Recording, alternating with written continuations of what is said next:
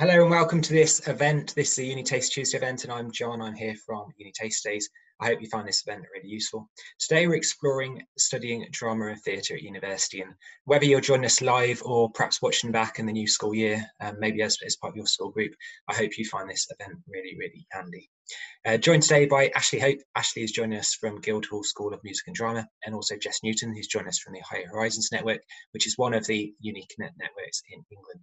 Very conscious with these events, you've tuned in to hear from our excellent speakers, not from myself, so I'll keep this introduction really brief. Jess is going to open things up in a second and offer essentially a graduate perspective of studying drama and theatre. Jess at university studied drama and theatre, and she's going to talk about how she found studying drama and theatre and offer a student perspective on the programme. And Ashley will follow up from that and talk about essentially studying with a conservatoire and the differences you can expect in doing so. And as I said right at the start, Ashley is joining us from Guildhall and will offer that perspective of the programme. So if I can pass the floor please to Jess Newton, joining us from Higher Horizons, our first speaker today, offering a student perspective of studying drama and theatre at university. Over to you, Jess. Okay, so I'm going to, as John said, I'm going to talk through what it's like from a student perspective of studying drama and theatre. Now, full disclosure, it was a few years ago I went to university, I have to admit, and this is literally the one perspective of studying drama and theatre. Lots of different universities do it differently. There are lots of different types of modules that you can cover, but I'm going to talk a lot about what I covered in my 3 years there, with a focus on second year and how it sort of led to the career I'm in today. So a little bit of the background about me. So in school, I loved any lesson that was practical. So drama, of course, PE. If I had to sit and listen to a teacher or read a textbook, that was my idea of a nightmare. So once I'd done my GCSEs, it just felt natural to go on to do that kind of subject at A-level as well. I went to the sixth form college. And then I really enjoyed the A-level side of drama and theatre, sort of what we explored. I'd say it was quite experimental and very sort of out of the box sort of stuff. And my teacher advised me at the time that if that was the kind of area I really liked and really enjoyed, then Chester was very similar. So it felt like a very natural path, which led me to get to Chester University. So areas that I studied in first year university, we had an intro to theatre, which was great for me because I'd taken a year out. So to go back straight into learning, it felt quite daunting for a little bit. So having a module that was literally back into introducing you to the subject was really helpful. We looked at other things like history of theatre, the business side of theatre as well was really handy. And different types of performance genres. Then in our second year of university, I was introduced to theatre in education.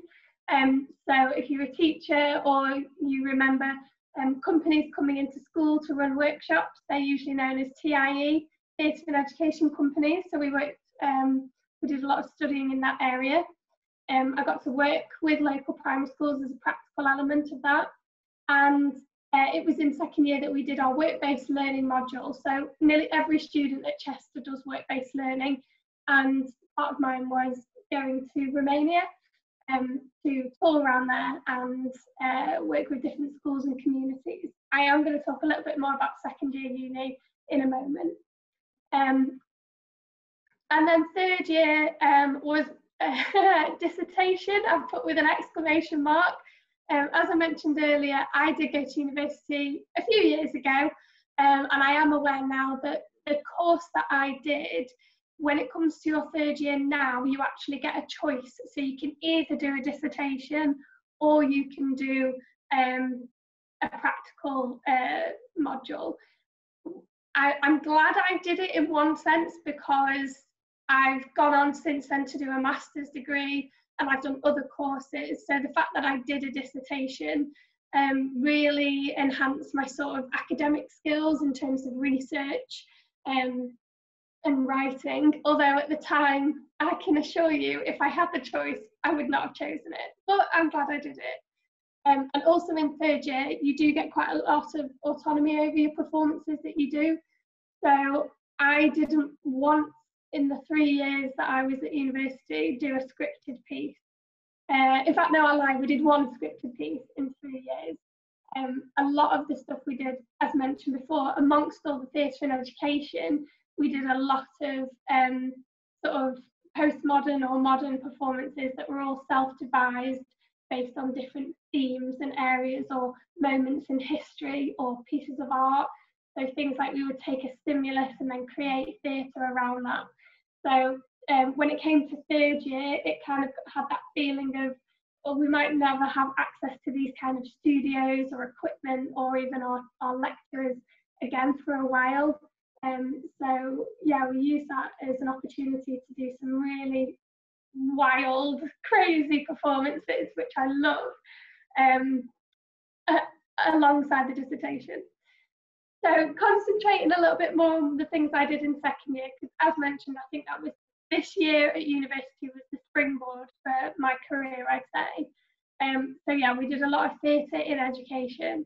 So what we mean by that is taking theatre as a tool for change, for education. You can use it in therapy. You can use it within the community. So not just in schools, you can take it, you know, anywhere in the community or wherever, and it can be used for social change as well. So as mentioned, yeah, taking the tools of theatre and using them in completely different environments.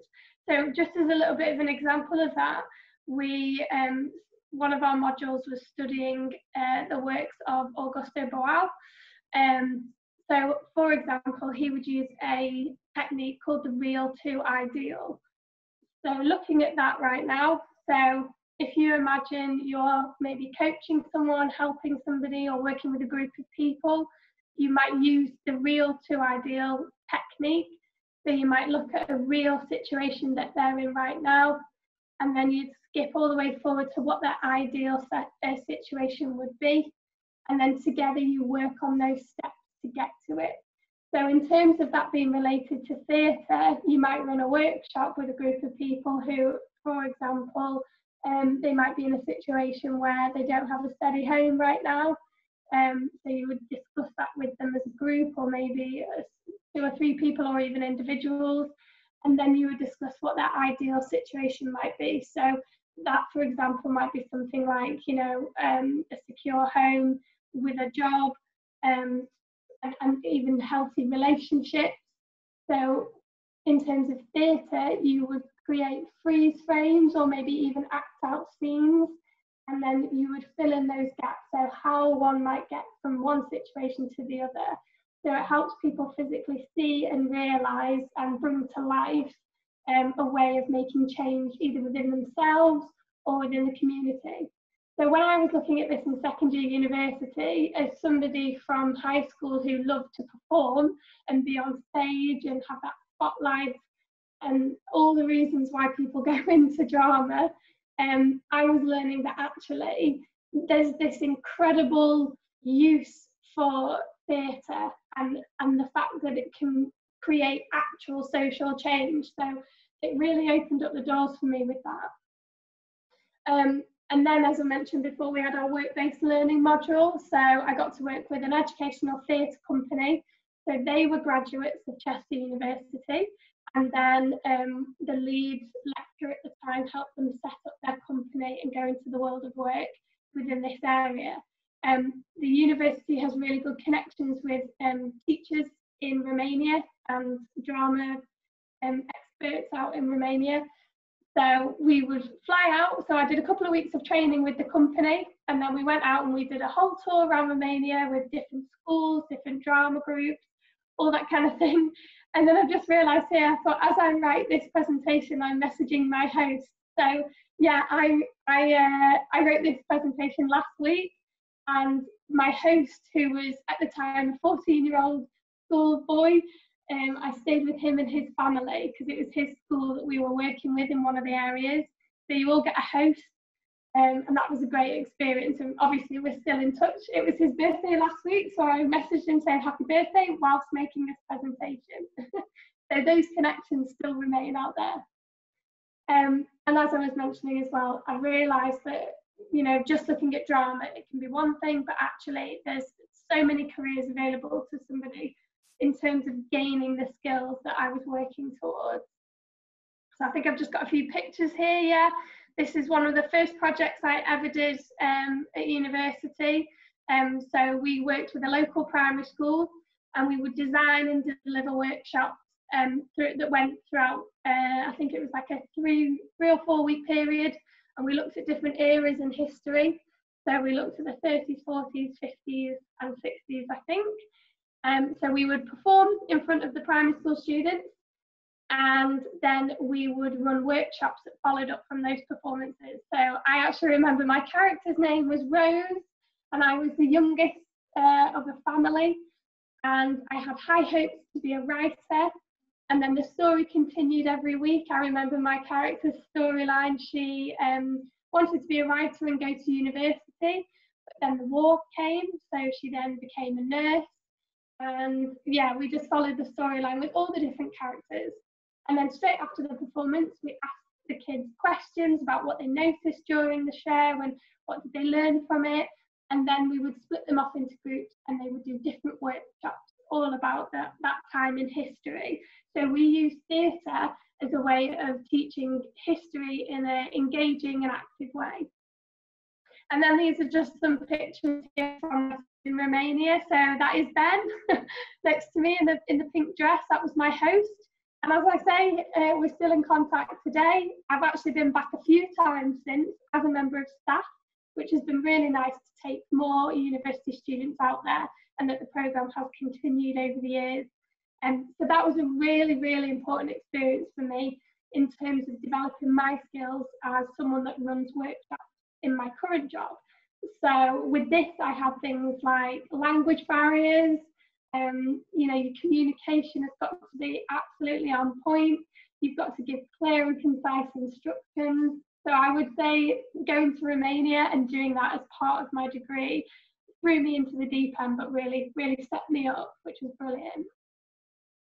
So again, just talking about some of the skills that you gain from doing the drama degree. So there's lots of things you can gain from drama, and they are widely performance-based, but also, you know, there's lots of people that go into different career paths after graduating. So as an example, one of my friends that was on my course is actually now a paramedic, not because they didn't love drama and theatre.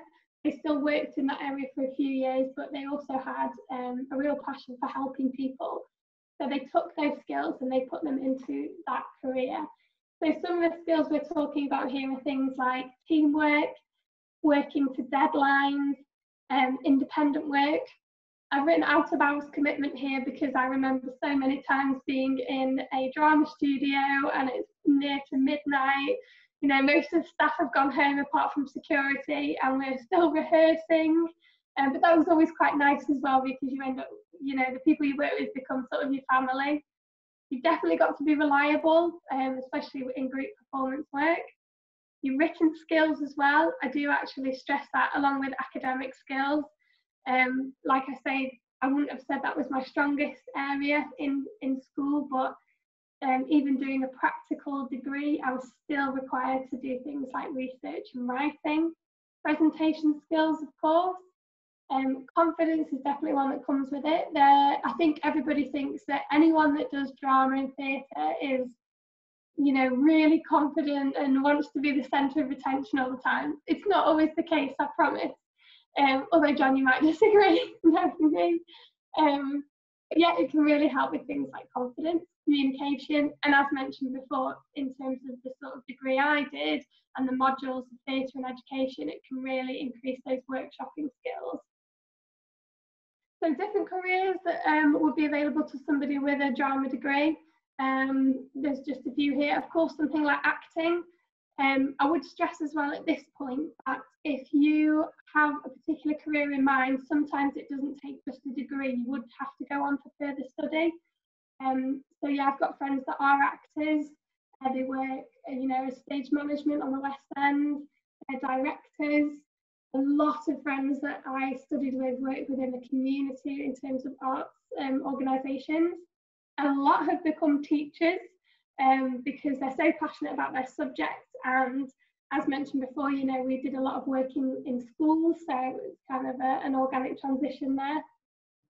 Something like a drama therapist, that would require further study, but a few people that were on my course have gone on to that career, which is lovely to see. I've got a lot of friends that have been on cruise ships, so this is something I'm really jealous of, because they perform on the cruise ships and they go all around the world to get paid, and whenever they're not working, they're literally just being tourists. So that is, yeah, I'm very jealous of that. And like I say, even if you don't have something related to drama itself, anything customer facing, you know, I've had lots of part-time jobs in my time, which have really helped in terms of like working in a shop. You know, if I've had a part-time job throughout university or anything where you need to deal with people, those skills that you get from this type of degree really help. A lot of people I know as well, some of the lecturers that used to teach, they're also coaches. So some people work with businesses in any industry, but like all businesses, you know, a lot of it is based on first impressions, networking, you know, presenting ideas. So a lot of people with those theatrical skills can pass that knowledge on. And of course, as I keep mentioning, being a workshop facilitator, which is what I do.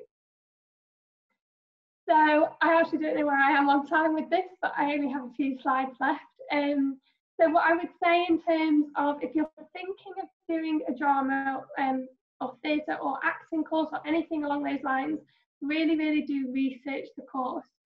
So as an example, somebody started my course with me in first year, and they were a bit shocked that we weren't doing traditional acting. You know, we never looked at things like Shakespeare. Obviously, within the history of theatre, we looked at things like that, but when it came to actually performing, nothing we did was, you know, musicals or showcases or anything like that, because it was a very experimental course, which I loved, but a few people were a bit, you know, taken aback with that. So what I would really say is research the course, and you can use UCAS for that. So if you click on any university in their course, just go to ucas.com for that. And it will actually, once you click into that course, it will give you a breakdown of all the modules, so all the areas that you study and the way it's assessed as well. So if a bit like me, you don't like written exams, you're probably not going to want to go for a degree that does that. So all my assessments throughout the whole 3 years at university were all practical. So I shared a house with somebody doing psychology, and they were constantly revising for exams, which I was not jealous of. Another tip, I would say, definitely go to open days if and when we can again. I know some universities are preparing to have small cohorts of visitors in a safe way, and pretty much every university now is starting to do virtual open days. So however you go to it, virtually or in person, do go get a feel for it. You know, have they got good facilities? Have they got a good stage? Do they have the sort of facility you think you're going to want to use? An example of that, if you're a student watching this, you might not know who this person is, but the singer Duffy, maybe, no? The singer Duffy went to Chester University, and she actually chose that on purpose because she's from Wales, it was nearby, and she saw that they had really good recording studios. So even though she went with the intention of getting a degree, she also went with the intention of recording her music. So, you know, you might have these sort of intentions. So have a look, what facilities do they have? Also speak to people. So we have a platform at Higher Horizons called TAP, and you can access that, I'll show you in a moment.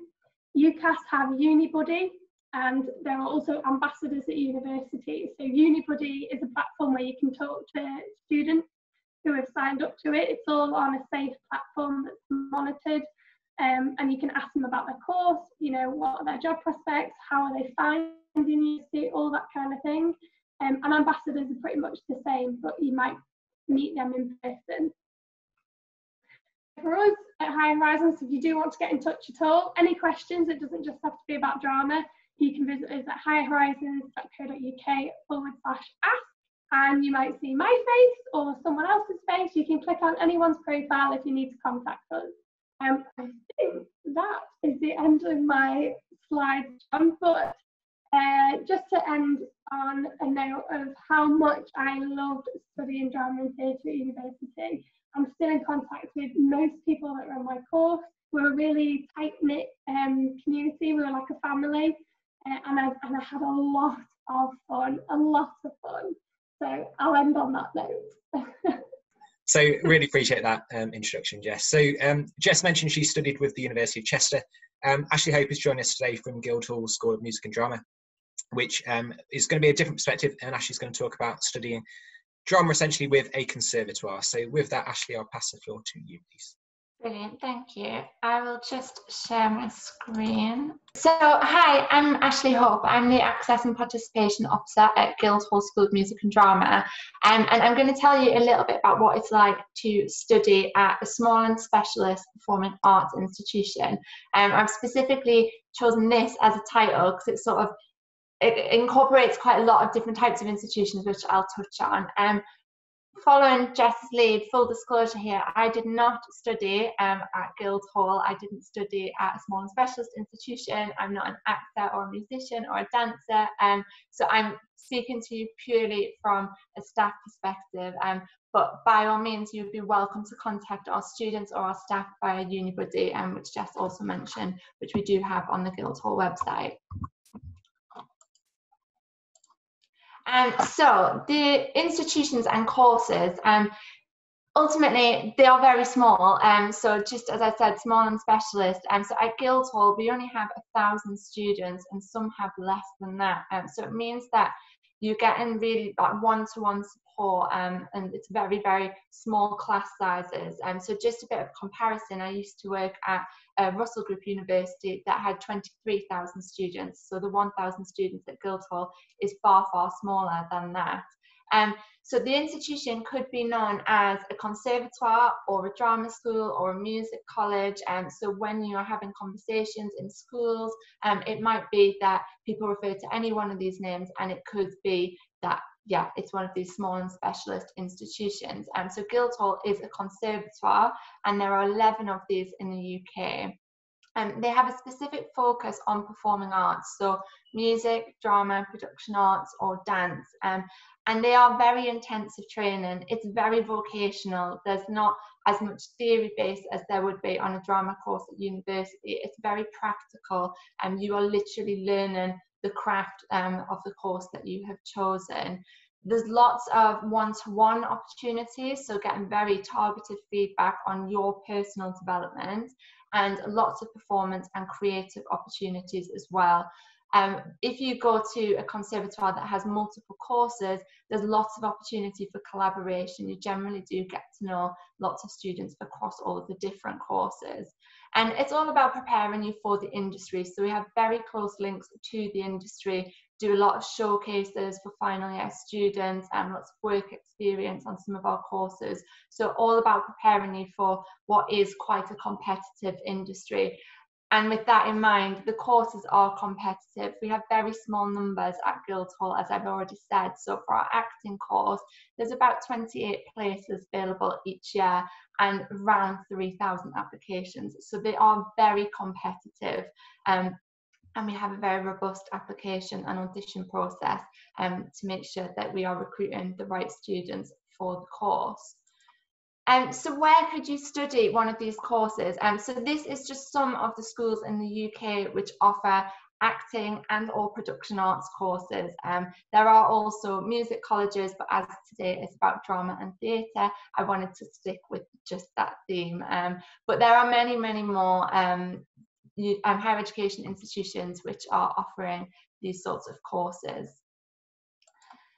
So at Guildhall School of Music and Drama, we offer acting, production arts, video design for live performance, and music, which would be classical, jazz, electronic music, and composition. I'll touch on the acting and production arts courses in a little bit, but just to give you an idea that that sort of collaboration is there. So our actors work very closely with our production artists when it comes to producing performances in final year, and there's the opportunity to collaborate with musicians as well.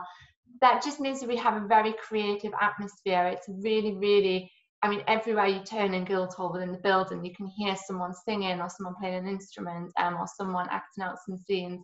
It is a very creative environment. And because we don't offer other types of courses, everyone's on the same sort of a wavelength. Everybody is looking to a career in the industry. Everyone is really passionate about their creativity and about their craft. And that makes for a really supportive environment as well.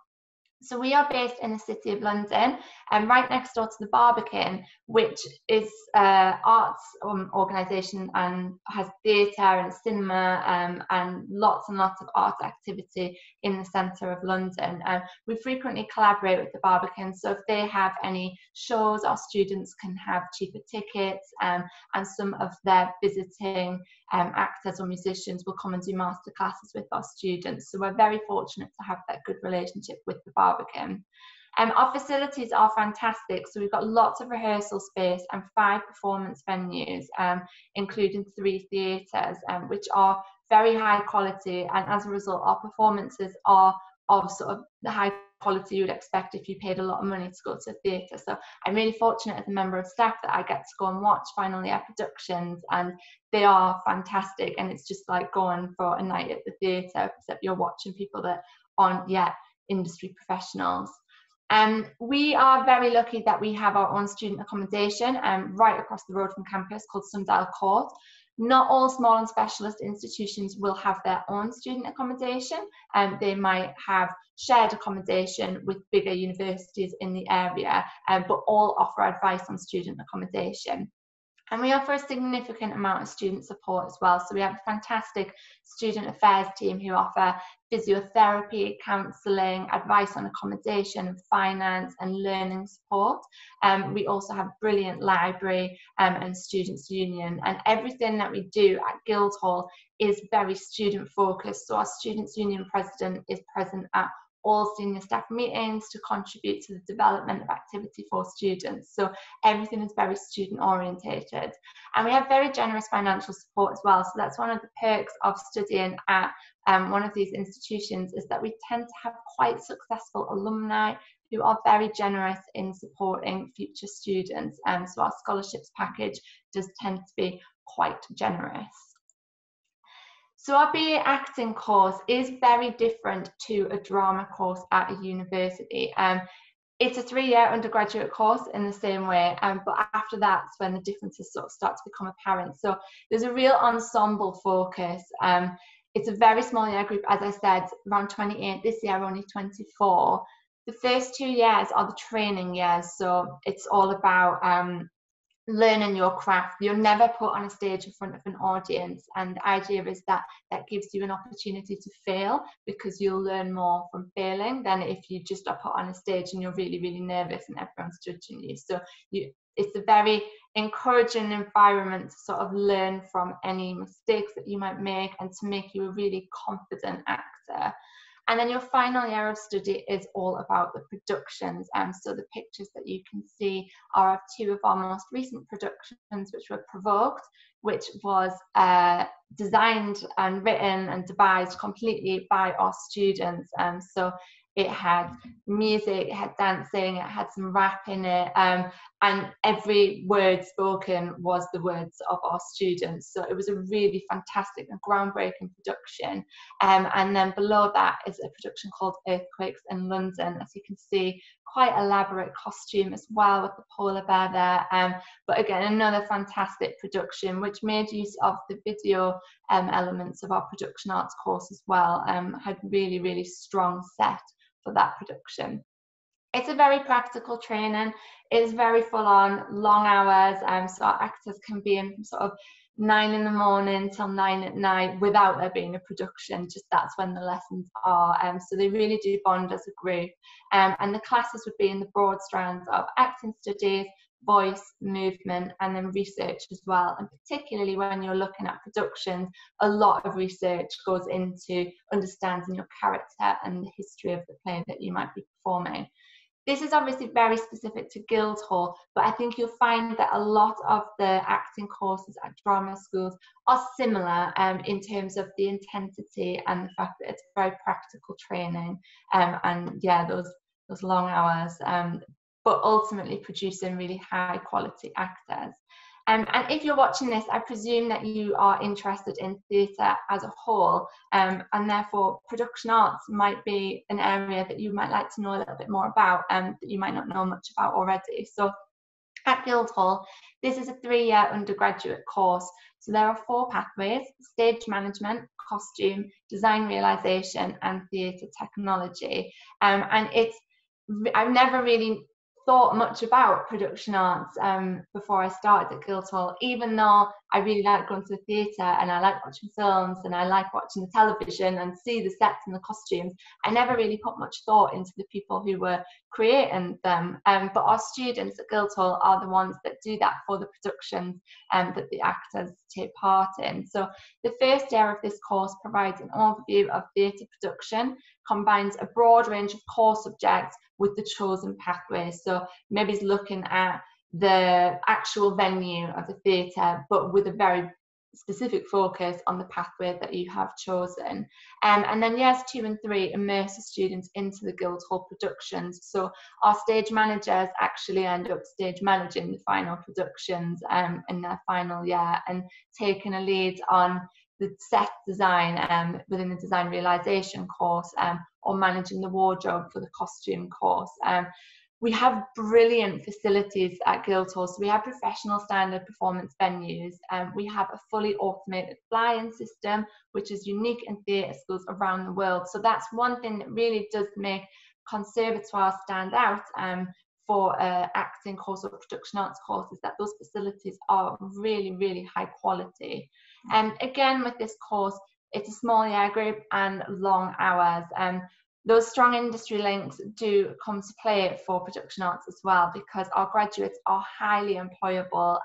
Until COVID-19 put a bit of a stop to the arts at the moment, our graduates of this course were 100% employable. At the end of every year, they would all go into employment within the profession, which is an absolutely fantastic thing to know that you're going to go into a job. And that's because they are already working in the industry, they're already producing these types of performances, and obviously being based in London does mean that you have that connection with the theatres there too. So when it comes to applying to an institution like Guildhall or any of the other drama schools, it's not the normal process. They're going through UCAS. So they may use UCAS Conservatoire, which is different to normal UCAS that you might apply to an English degree, for example. And then there's also direct applications. So at Guildhall, we are not on UCAS Conservatoire. You just apply directly to Guildhall. There may be an application or an audition cost, and that's to cover the cost. We tend to audition everyone, so that's to sort of help us break even on that. But most of these institutions will offer a free application to some applicants who meet certain eligibility criteria. At Guildhall, that's via our supported application scheme. We have much less of a focus on level 3 qualifications and more on talent and suitability for the course. So what that means is that we don't really care what you get in your A-levels or your BTEC at sixth form. We just want to recruit the most talented students. So the minimum entry requirements at Guildhall are 2 A-levels at grade E or equivalent. But if you don't have that, it doesn't matter. We will put in place another assessment just to make sure you have the academic ability to take part in the course. But ultimately, like I say, they're looking for talent, and that is similar across all of the institutions. We've already discussed the competitive audition process, but we do audition every single person at Guildhall for the acting course and interview everyone for the production arts course. So we're not assessing you on a personal statement, we're not assessing you on grades. Everyone is invited to audition for acting this year. That will be a self-tape that's submitted. So everyone is seen at some point. And if you wanted to find out more, if this is new to you and you wanted to find out more about these types of courses and institutions, then you might want to have a look at Open Days. tend to be virtual at the moment, but at Guildhall we do run an on-site open day, and there's lots of taster days available at all of these institutions, and most offer outreach programs as well, so you might be able to work with some teachers or current students or alumni to find out more about the courses. So that's it from me. If anyone does have any questions, you are more than welcome to get in touch. And I've also put on there Conservatoires UK as well, so you can find out quite easily what other conservatoires there are in the UK.